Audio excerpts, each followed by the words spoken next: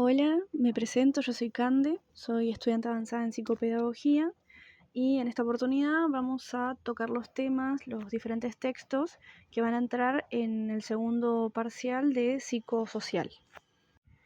En este video vamos a hablar puntualmente del capítulo 6 llamado Actitudes de Graciela Melita. ¿Qué son las actitudes y cómo se definen? Vamos a empezar por lo básico. ¿Qué es una actitud? Cuando usamos esa palabra todos los días en psicología social es un concepto más complejo de lo que parece. No hay una única definición, no hay una definición puntual que los autores compartan, pero hay ideas centrales que se suelen repetir. Por un lado tenemos que una actitud no es algo que podamos ver directamente, no es un objeto ni un rasgo visible, sino más bien una construcción teórica. O sea, es algo que se infiere a partir de lo que las personas hacen o dicen. Podemos decir que una actitud es una predisposición aprendida, que una actitud influye en cómo respondemos frente a ciertas personas, frente a ciertas situaciones. Podemos decir que las actitudes son respuestas y que pueden tener tres partes. Lo que pensamos, cuando hablamos de lo que pensamos sería un componente cognitivo, lo que sentimos, que sería un componente afectivo, y lo que hacemos o tendemos a hacer, que sería un componente conductual. Por ejemplo, si alguien tiene una actitud negativa hacia, por ejemplo, los parciales, puede tener ideas como que los parciales en realidad no sirven para nada, que sería como, por ejemplo, el componente cognitivo. También se puede tener una parte como afectiva, que sería la ansiedad o el miedo por los parciales, y lo que sería el componente conductual, que sería, por ejemplo, procrastinar o evitar estudiar o faltar directamente al día del examen, ¿no? Por otro lado, ¿cómo se forman las actitudes? Las teorías clásicas nos dicen que aprendemos nuestras actitudes mediante la experiencia, la observación, el refuerzo. Por ejemplo, si cada vez que brindamos ayuda a una persona o a un grupo de personas y ese grupo o esa persona en particular nos sonríe o nos da un elogio, lo más probable es que desarrollemos esa actitud positiva de ayudar, ¿no? Esto es algo que se llama condicionamiento instrumental. También podemos aprender actitudes por imitación, viendo cómo actúan otras personas, especialmente figuras significativas como nuestros papás o algún otro referente como un maestro, o un referente X, ¿no? Ahora, internamente las actitudes tienen una estructura. La teoría más conocida es la del modelo tripartito. Este modelo dice que toda actitud tiene tres componentes: el afectivo, el conductual y el cognitivo. El afectivo es el que incluye lo que son las emociones y los sentimientos. El cognitivo es el que abarca las ideas y las creencias. Y el conductual son las acciones y los comportamientos asociados. Por ejemplo, si alguien odiara los lunes, se puede considerar que esa persona se puede sentir mal, puede creer que es el peor día de la semana, puede llegar tarde o estar de mal humor ese mismo día. Entonces ahí encontramos lo que son los tres componentes, ¿no? El sentirse mal en el sentido afectivo, el tener el pensamiento de que es el peor día sería el componente cognitivo, y el llegar tarde o estar de mal humor sería la parte conductual, ¿no? El componente conductual. ¿Para qué nos sirven las actitudes? Cumplen varias funciones. Generalmente entender las actitudes nos ayuda a ver por qué es tan difícil cambiarlas, generalmente. Primero tenemos lo que es la función del conocimiento. Las actitudes nos ayudan a organizar la información, a tomar decisiones más rápido. Por otro lado tenemos lo que es la función utilitaria, que se refiere a que las actitudes nos permiten tener beneficios o evitar castigos. Y por último, tienen como la función egodefensiva, ¿no? Nos protegen del malestar, refuerzan la autoestima, nos permiten justificar ciertos pensamientos. Y también tenemos lo que es la función expresiva de valores, que es cuando nuestras actitudes reflejan nuestra creencia más profunda o nuestras creencias más profundas. Por ejemplo, tener una actitud comprometida con el cuidado del medio ambiente puede expresar valores como lo que es la solidaridad, el respeto por la vida, ¿no? Pasando a la siguiente diapositiva, podemos hablar de la relación entre actitudes y conducta. Podemos hacer esta relación en base a la pregunta si nuestras relaciones predicen lo que hacemos. La respuesta a esta pregunta sería que a veces sí y a veces no. O sea, esta respuesta depende de diferentes factores. A veces tenemos una actitud positiva hacia algo, pero no actuamos en consecuencia, como valorar la salud, pero no hacer ejercicio. Pero para entenderlo mejor, tenemos dos teorías que son fundamentales. La primera teoría es la de la acción razonada y la segunda teoría es la de la acción planificada. La teoría de la acción razonada dice que lo que predice la conducta es la intención. Esa intención depende de dos cosas: nuestra actitud personal y la norma subjetiva, o sea, lo que creemos que piensan los demás influye totalmente en nuestras acciones. Ahora, la segunda teoría, que es la teoría de la acción planificada, es justamente una ampliación. La teoría de la acción planificada agrega un elemento más, que es el control percibido. O sea, si creemos que realmente podemos hacer eso que queremos hacer. Entonces, si una persona quiere dejar de fumar, su actitud puede ser positiva hacia el cambio, puede tener el apoyo del entorno, pero si siente que no va a poder lograrlo, probablemente no lo va a intentar. En este sentido podemos encontrar lo que es la norma subjetiva y también el control percibido. O sea, el apoyo del entorno sería la norma subjetiva, lo que la gente piensa de nosotros, no lo que opina la gente. Y el control percibido sería el sentir si podemos o si esa persona puede lograr dejar de fumar o no. O sea, si esa persona siente que puede lograrlo, lo va a hacer, lo va a intentar. Si siente que no, no lo va a intentar. Eso sería el control percibido. Por último, ¿cómo se cambian las actitudes? La persuasión es un tema muy estudiado. Podemos encontrar un modelo que justamente trabaja lo que es la persuasión, que se llama modelo tradicional, que dice que para persuadir a alguien influyen 4 cosas: lo que es la fuente, el mensaje, el receptor y el canal. La fuente es quien dice el mensaje. El mensaje es el mensaje en sí. Después tenemos el receptor, que es quien escucha ese mensaje, y el canal sería el medio de comunicación. Un ejemplo de esto puede ser que nos convenza más a alguien que consideramos experto en el tema, o alguien que consideramos sincero.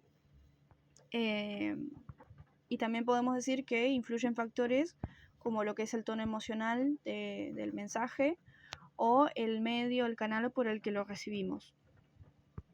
Un modelo más reciente es el modelo de probabilidad de elaboración, que dice que hay 2 formas de procesar un mensaje. Una es la ruta central, donde analizamos críticamente el contenido, y esto hace que el cambio de actitud sea más duradero. Y por otro lado tenemos la ruta periférica, que es donde prestamos más atención a cosas superficiales, como lo que es el carisma de la persona que está hablando, que está dando el mensaje, o cosas superficiales como lo que es una música, ¿no? Un sonido más pegadizo. Por otro lado, podemos decir... En este video vamos a adentrarnos en el capítulo 7, llamado Influencia Social, escrito por Hogg y Vaughan. ¿Qué es la influencia social? Cuando hablamos de influencia social nos referimos a ese proceso por el cual lo que piensan, sienten o hacen otras personas afecta directamente nuestras propias actitudes y comportamientos. Algo interesante es que esta influencia no necesita ser directa. A veces, con simplemente imaginar lo que otros podrían decir o pensar, ya alcanza. La influencia social está presente en situaciones cotidianas y también en momentos clave de nuestra vida. Por ejemplo, cuando cambiamos de opinión porque un amigo u otra persona nos argumenta algo con seguridad. O como cuando decidimos no vestirnos de cierta manera por miedo a estar fuera de lugar o a desentonar. En este sentido, la influencia social atraviesa desde lo más íntimo hasta las decisiones más visibles. Hay diferentes maneras en que las personas se van a ver influidas por otras.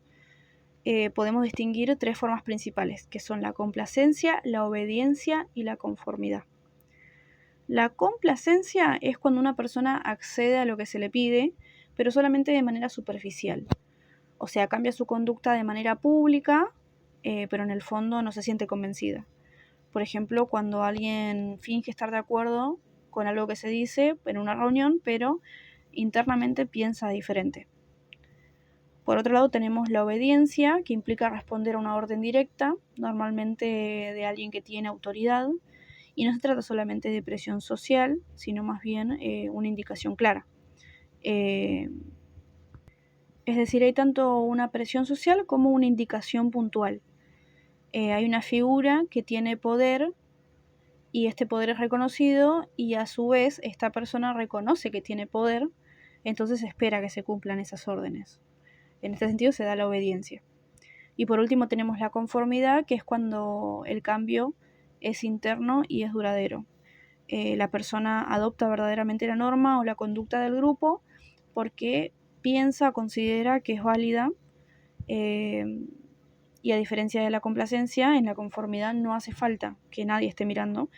Es como cuando empezamos a usar una expresión o una costumbre del grupo al que pertenecemos, y llega un punto en el que lo hacemos de forma natural, porque sentimos que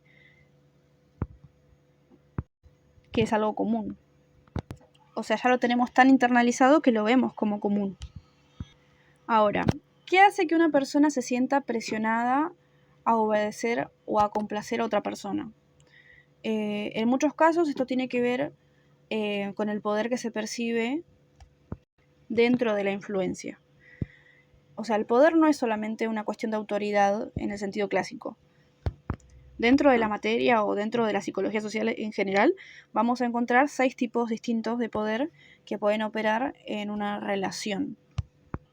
Vamos a encontrar el poder de recompensa, el poder coercitivo, el poder informativo, el poder del experto, el legítimo y el poder de referencia. Primero, el poder de recompensa. Este tipo de poder se da cuando alguien tiene la capacidad de ofrecernos algo positivo, como un premio, un reconocimiento o un beneficio. El segundo es el poder coercitivo, que se basa en la posibilidad de castigar o generar consecuencias negativas si no llegamos a cumplir. Después tenemos el poder informativo, que es cuando creemos que la otra persona tiene datos o conocimientos que nosotros no tenemos y por eso la escuchamos. Después está el poder del experto, que es similar al informativo, pero se basa en una experiencia o formación reconocida. Este quiere decir que, por ejemplo, ¿no? Nuestra madre o nuestro padre dicen cierta verdad y después escuchamos esa misma verdad de parte de un experto, un médico. Lo más probable es que le creamos más al médico que a nuestros padres porque él tiene un título, tiene más formación, más saber técnico y lo vamos a sentir mucho más verídico.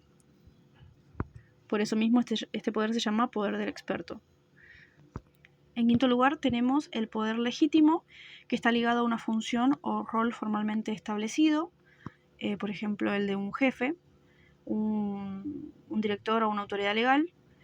Y por último tenemos el poder de referencia, que es cuando alguien nos inspira, nos gusta o lo admiramos y queremos parecernos a él o a ella.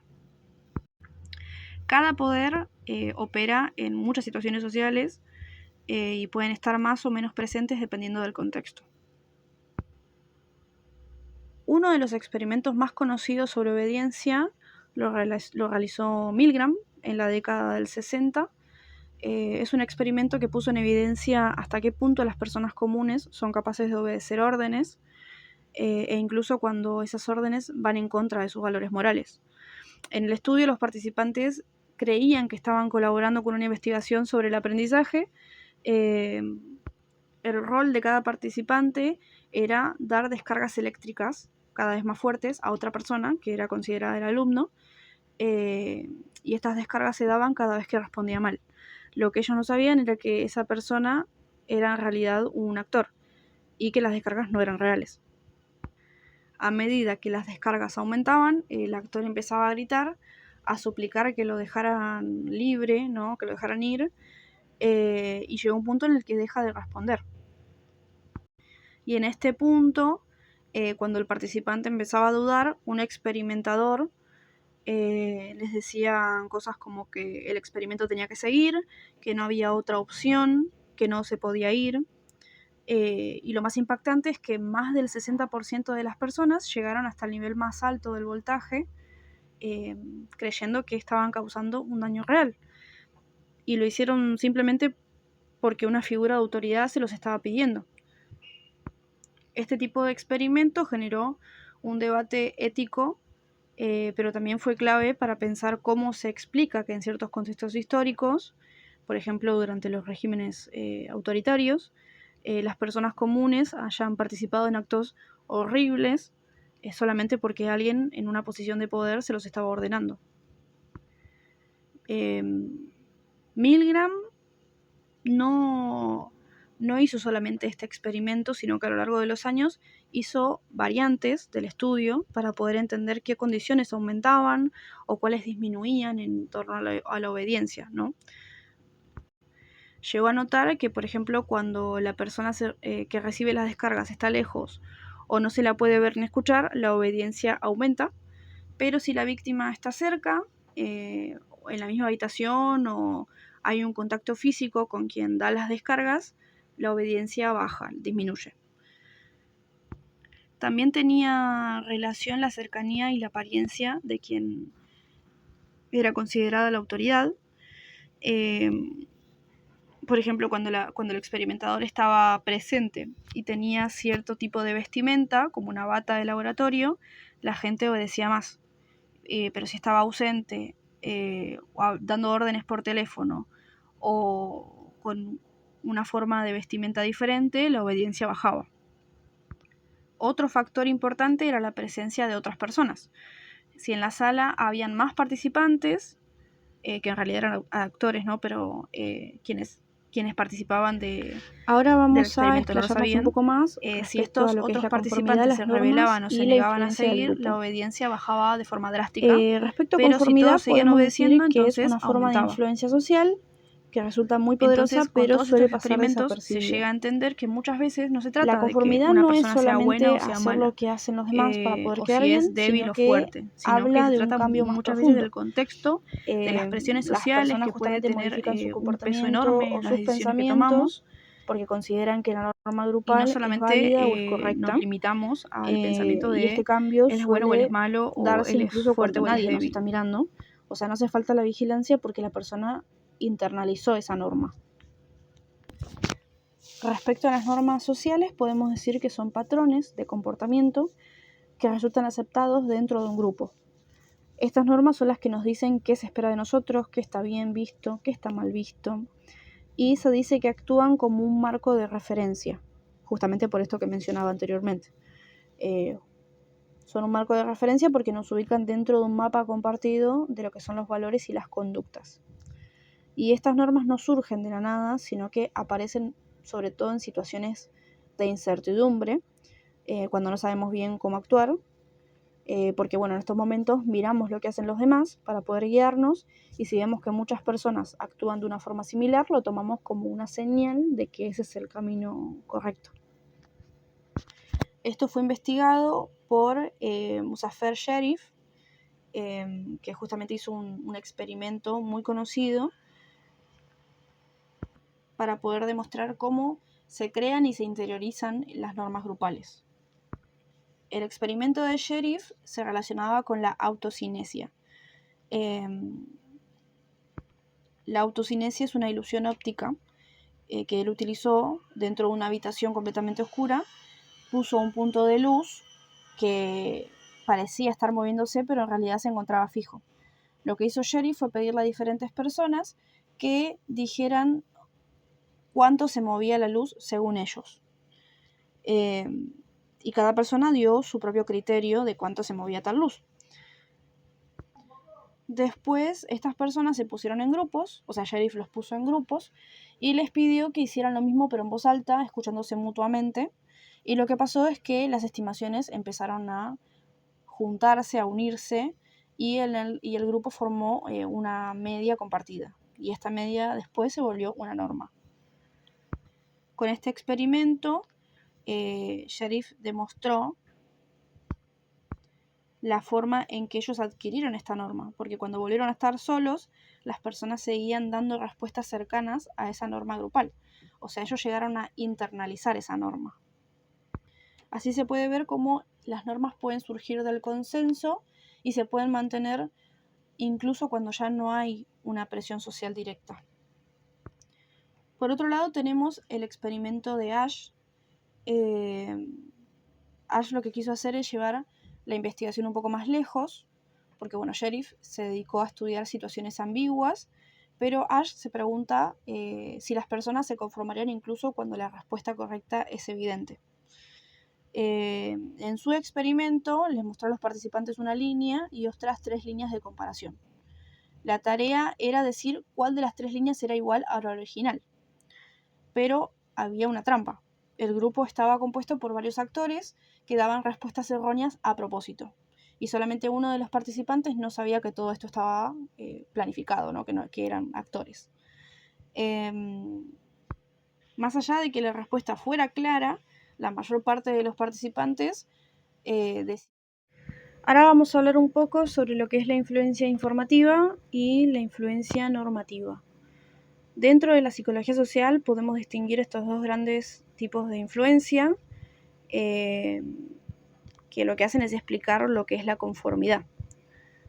La influencia informativa se da cuando no estamos seguros de qué hacer, entonces buscamos la opinión de otros para poder tomar decisiones, y es común en situaciones nuevas o que no tenemos claras. Por otro lado, tenemos la influencia normativa, que aparece cuando sí sabemos qué hacer, pero igual nos adaptamos para no ser rechazados o criticados. Es una necesidad más emocional que cognitiva, porque queremos ser aceptados, queremos pertenecer y no quedar afuera, a pesar de saber qué es lo correcto. Lo más interesante es que la conformidad informativa suele producir cambios más duraderos, porque sentimos que aprendimos algo, pero la normativa puede ser más superficial, porque uno actúa de cierta manera solamente mientras haya presión social.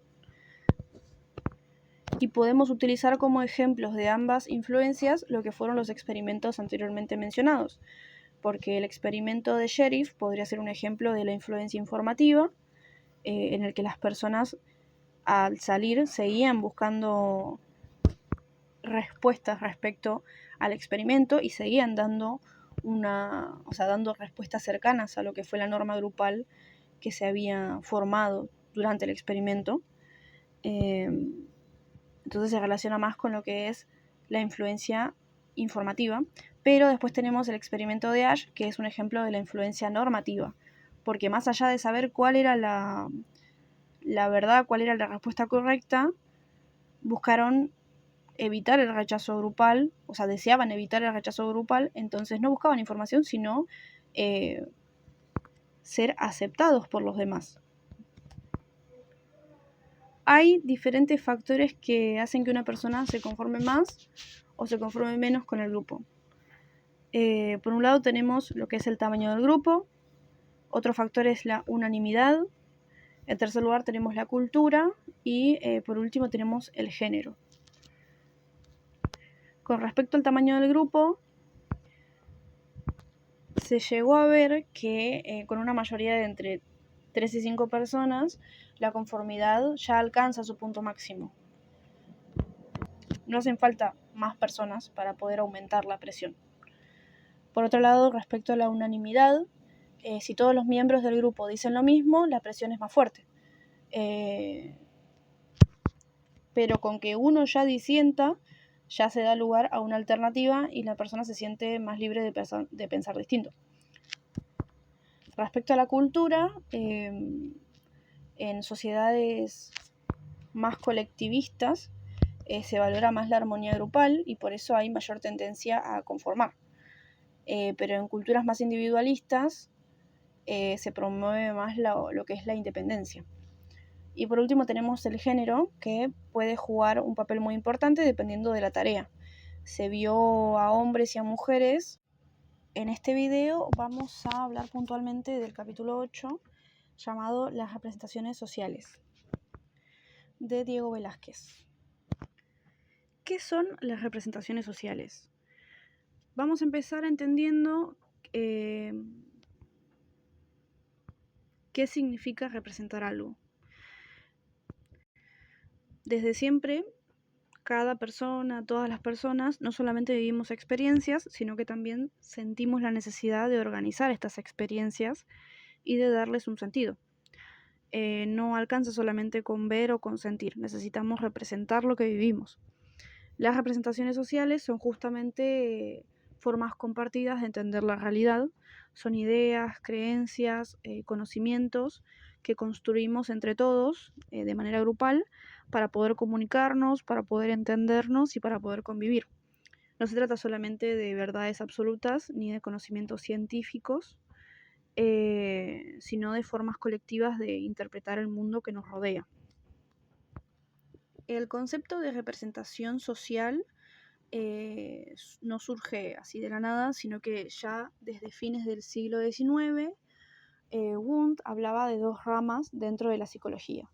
La experimental, centrada en lo que era lo individual, y otra social, que trataba de entender cómo pensamos en sociedad. Después aparece Mead, que sostiene que no respondemos mecánicamente a los estímulos del entorno, sino que los procesamos mediante lo que vivimos con otras personas. También está Durkheim, que hace un aporte clave cuando diferencia entre las ideas individuales y las ideas colectivas.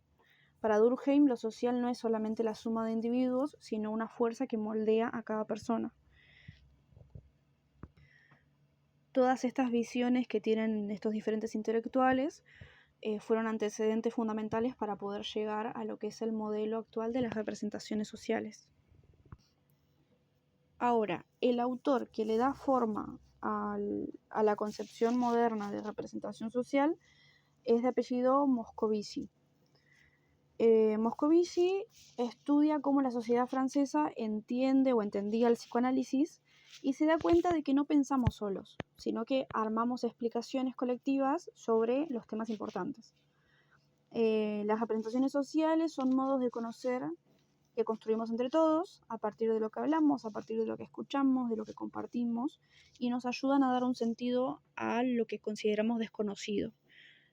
Nos ayudan a comunicarnos y también a imaginar nuevas formas de ver el mundo. Son teorías espontáneas que resultan muy poderosas para poder organizar lo que es nuestra vida cotidiana. ¿Cuándo emergen las representaciones sociales? No surgen en cualquier momento, sino que hay ciertas condiciones. Primero tiene que haber una dispersión de la información.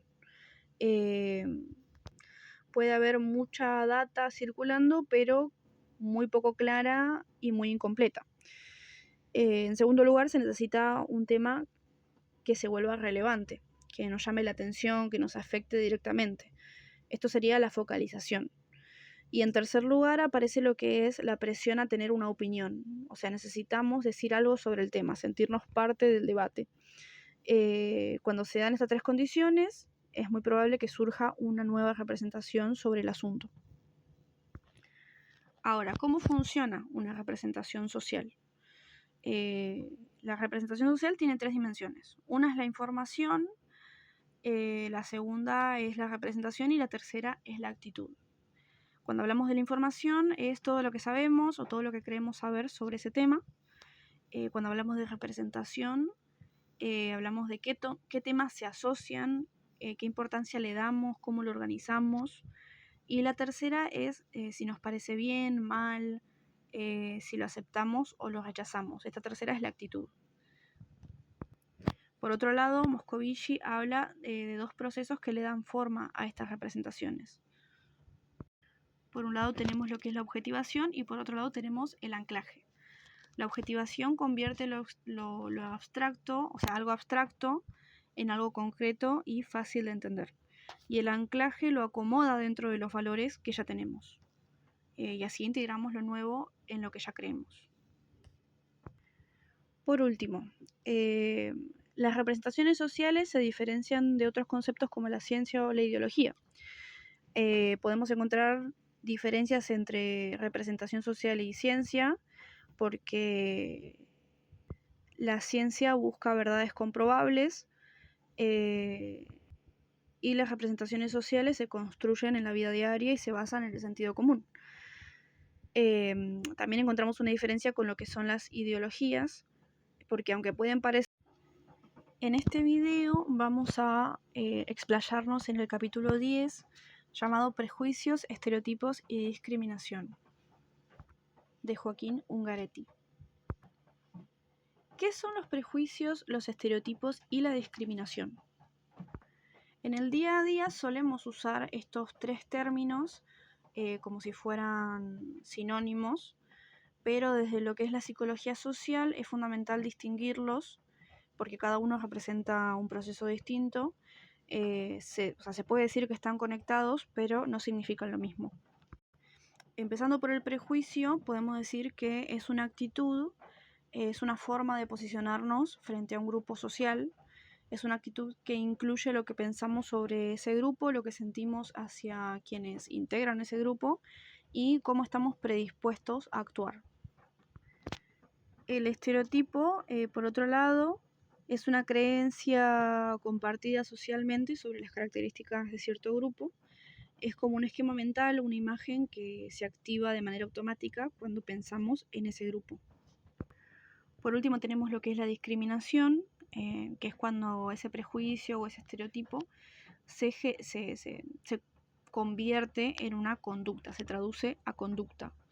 Se niegan los derechos, se excluye, se maltrata a esa persona o ese grupo de personas, o se maltrata a alguien particular por pertenecer a ese grupo de personas.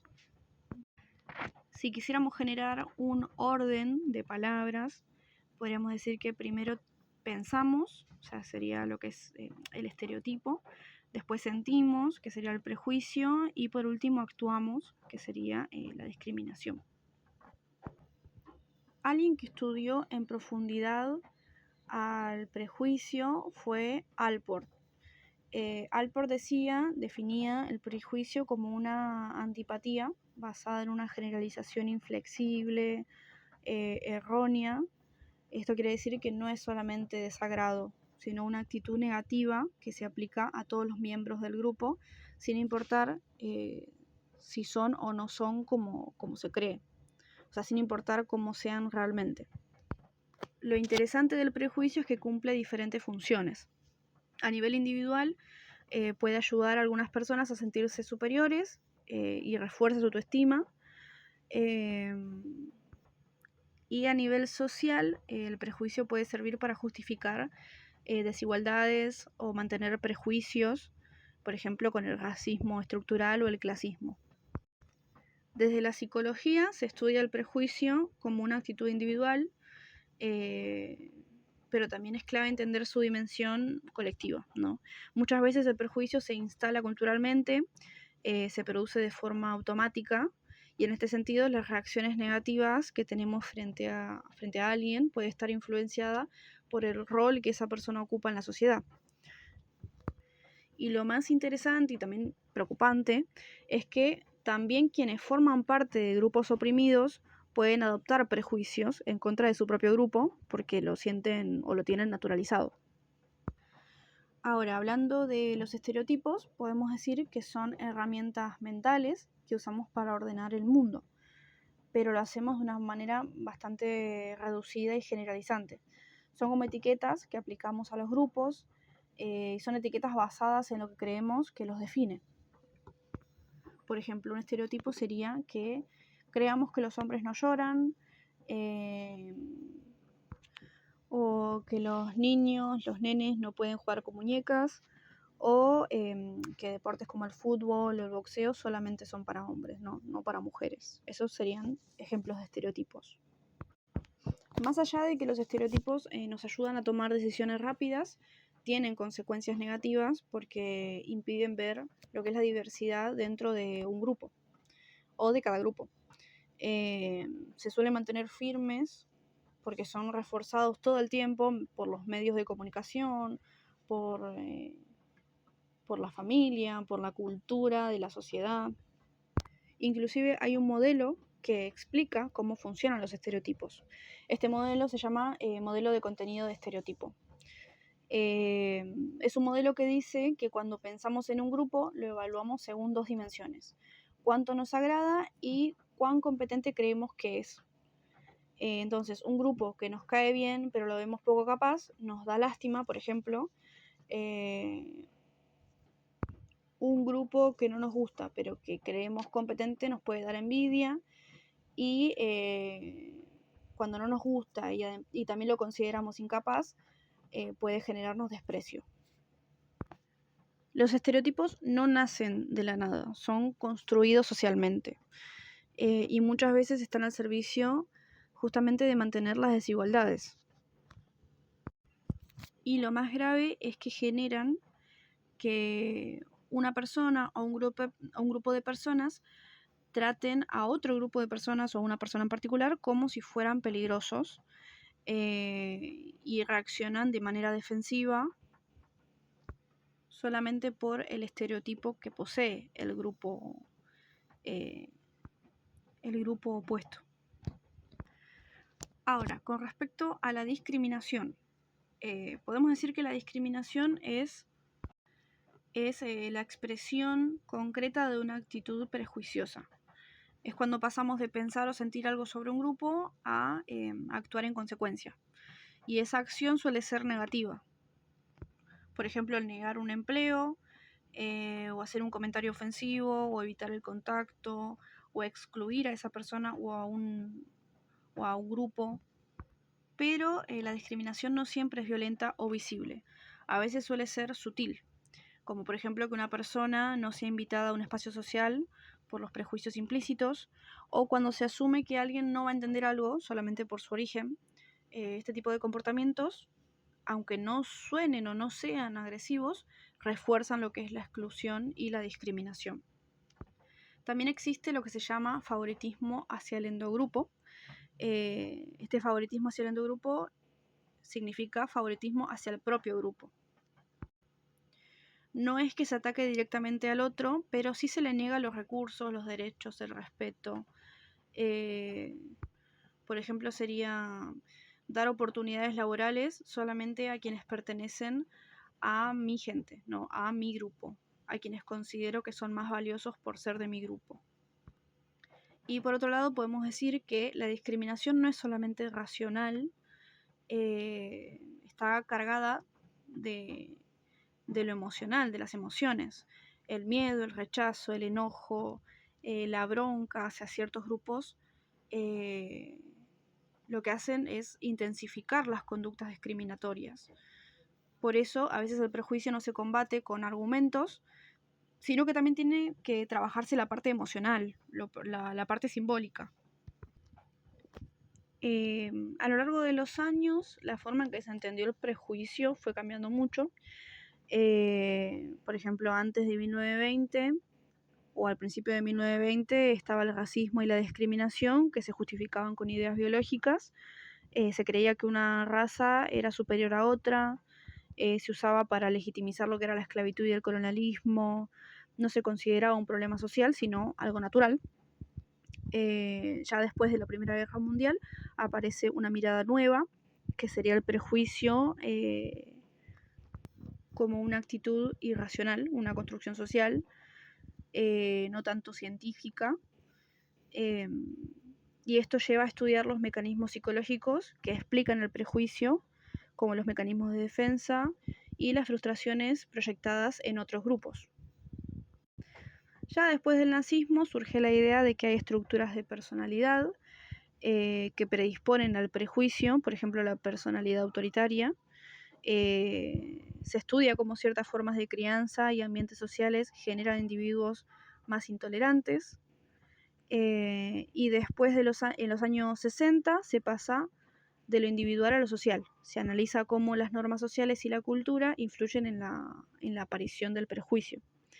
No hace falta tener una patología para discriminar.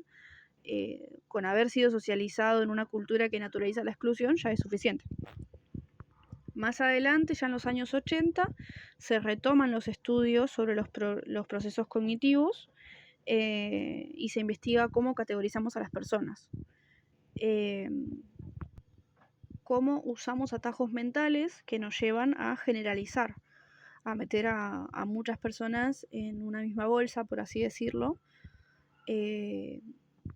generando estereotipos, prejuicios y, si pasa a ser una acción, también a la discriminación. Hoy sabemos que el prejuicio no desapareció, solamente cambió de forma. Ya no es tan explícito como antes y en muchos contextos quedó mal visto decir abiertamente, por ejemplo, que uno es racista o es machista, pero no quiere decir que estas actitudes ya no existan. Lo que pasa ahora es que aparecen nuevas formas de prejuicio, pero que son más sutiles. La sola idea de pertenecer a un grupo diferente puede activar comportamientos discriminatorios. E incluso hubo estudios con grupos pequeños de sujetos que no se conocían entre sí, pero que mostraban que si entre sujetos sentían una conexión, esa gente ya empezaba a favorecer al grupo propio y a desconfiar de quienes eran diferentes. Empezaban a desconfiar de otro grupo, ¿no? Esto demuestra una categorización social y que la categorización es un proceso muy potente y difícil de evitar. Pero por más que sea difícil, en este video vamos a hablar del capítulo 11 llamado Las nuevas formas de prejuicio, de María Inés Ferrero. Empezamos este capítulo hablando del racismo, pero no en sus formas más visibles o históricas. Se puede decir que hoy el racismo cambió de forma, ya no se expresa tan abiertamente ni se apoya como antes en ideas de superioridad biológica, por ejemplo. En lugar de eso, aparece de manera mucho más sutil y se basa en diferencias culturales. Esto es lo que llamamos racismo moderno. Ya no se dice puntualmente o directamente que un grupo étnico es inferior, sino que se afirma que no se adaptan a las costumbres de uno mismo o que no respetan nuestros valores. Eso es un tipo de racismo llamado racismo moderno. Este discurso muchas veces parece razonable, pero lo que esconde es una forma encubierta de exclusión. El racismo moderno puede verse en políticas que prohíben símbolos culturales o en ideas que responsabilizan a los inmigrantes por problemas económicos. En el fondo, aunque no se nombra la raza, se mantiene lo que es la discriminación. Dentro del racismo moderno hay diferentes formas. Una es el racismo sutil, que consiste en actitudes discriminatorias que no se expresan de forma agresiva ni directa, pero que siguen generando exclusión. El racismo sutil se basa en diferencias culturales irreconciliables y legitima la desigualdad de forma disimulada. Otra forma más compleja de racismo moderno es el racismo aversivo, que sucede en personas que en apariencia creen en la igualdad y rechazan el racismo abierto, pero que igual reaccionan negativamente ante personas de grupos étnicos distintos. Esto puede pasar sin que la persona se dé cuenta. Por ejemplo, cuando una persona evita a otra, o le da menos confianza o justifica su conducta con excusas supuestamente neutrales. Lo que sucede es que estas personas entran en un conflicto interno entre lo que son sus valores democráticos y sus emociones inconscientes.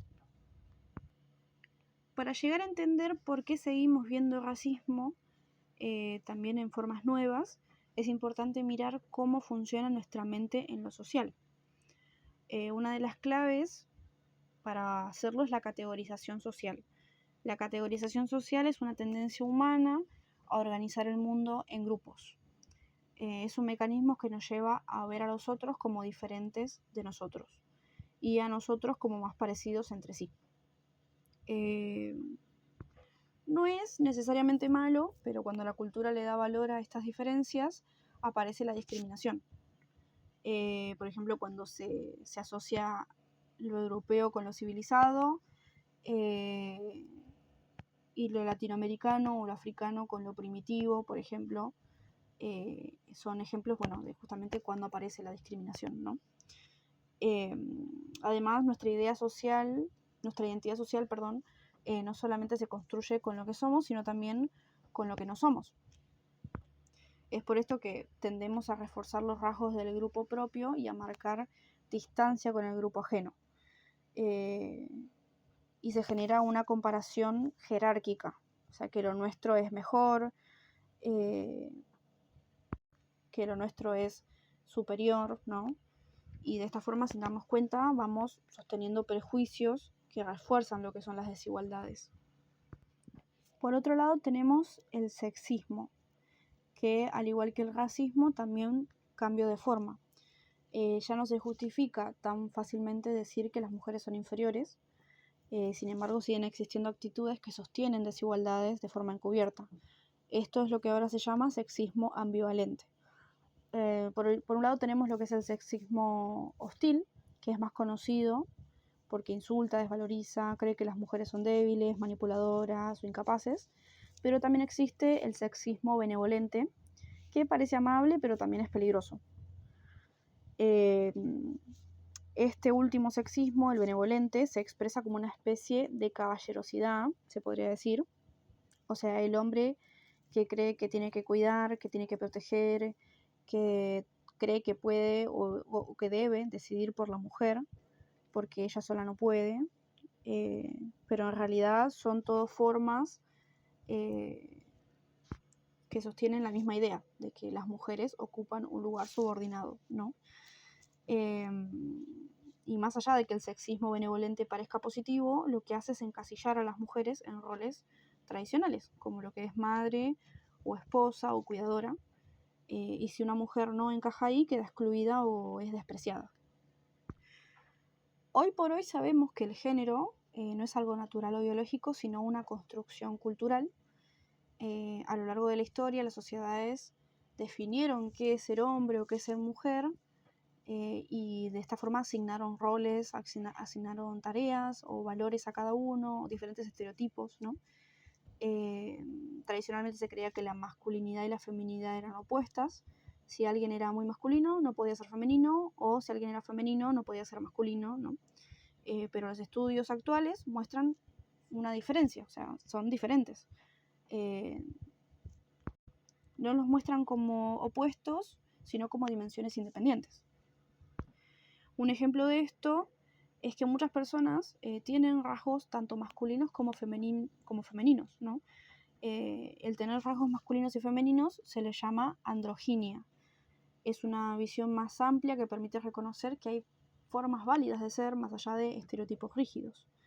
Y entender esto es algo fundamental para poder cuestionar los prejuicios de género y para pensar en una sociedad más justa, más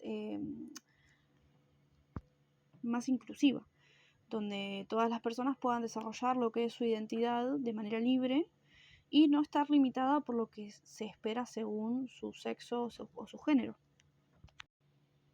Hoy en día también es importante mirar cómo se transmite el prejuicio a través de los medios de comunicación y las nuevas tecnologías. Por ejemplo, mediante videojuegos. La mayoría de los videojuegos están hechos por hombres y para un público masculino. Y en este mundo las mujeres aparecen como personajes secundarios o son sexualizadas, son vistas como débiles o como decorativas, ¿no? Y pocas veces se las muestra como protagonistas o con un poder real. También son juegos, también los juegos refuerzan lo que son valores como la violencia, la competencia